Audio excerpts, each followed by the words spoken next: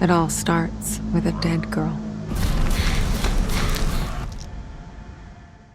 There are very few things in gaming that feel truly seamless.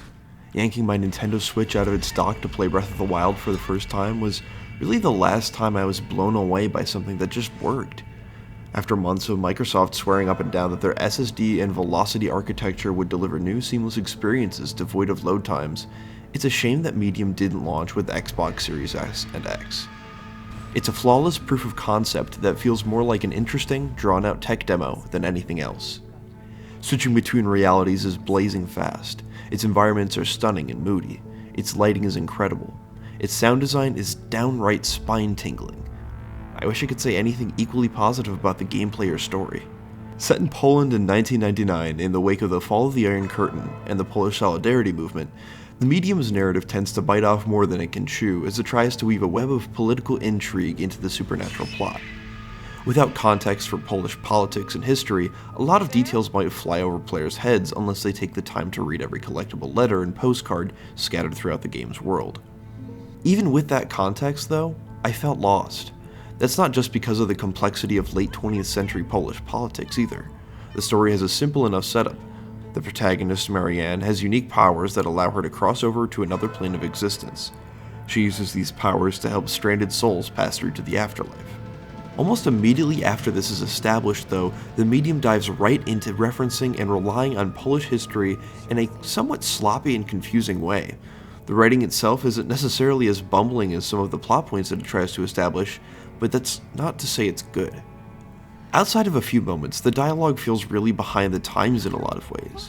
It's easy to tell that even the voice actors didn't really know what to do with the scripts they were given. You look real scared. I'm sadness. Moments where Marianne is talking to herself should serve as opportunities to break the tension or give her more character.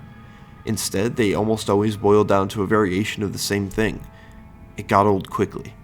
Control's Jessie Faden immediately comes to mind as a contrast.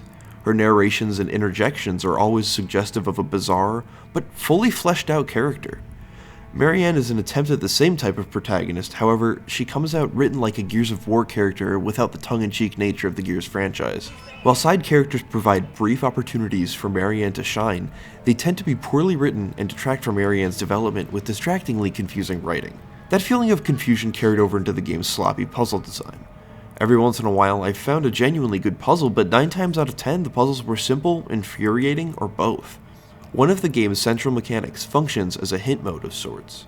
You can hold down a button to reveal hidden objects, paths to follow, or other objects to interact with. In theory, this sounds like it makes sense as a mechanic. The problem here is that there are a lot of instances where you need to interact with things without using the ability in order to progress. Thus, a lot of the game's puzzles are just repetitive segments that devolved into looking in a drawer twice for a doll that I need to put on a table in the next room.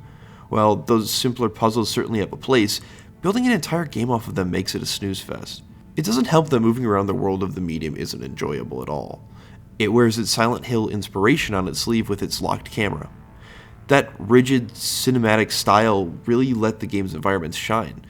That said, it's a detriment to the actual gameplay. I found myself getting stuck behind objects that I could hardly see, and totally missing doors and staircases and items because the camera just obscured them.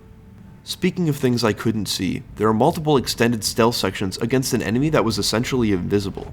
Each section does a good job of giving you cover to hide behind, but more often than not I found myself being set back as much as 5 minutes because the invisible enemy I was hiding from got me. The game's stealth sections are usually bookended by dynamic and kinetic chase sequences. Whether usually just running in one direction and occasionally dodging any obstacles in the way, they serve a greater purpose.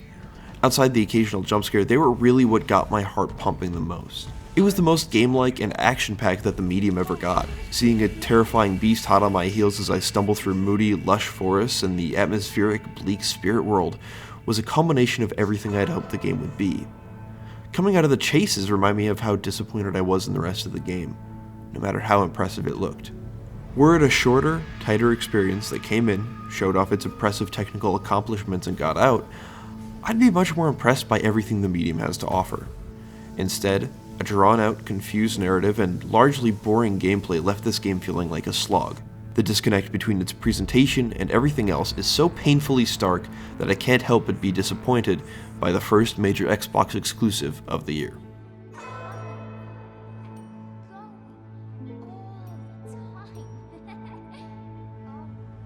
What do you think? Did you like the medium? Make sure to let us know in the comments below and subscribe to DualShockers for all things the medium.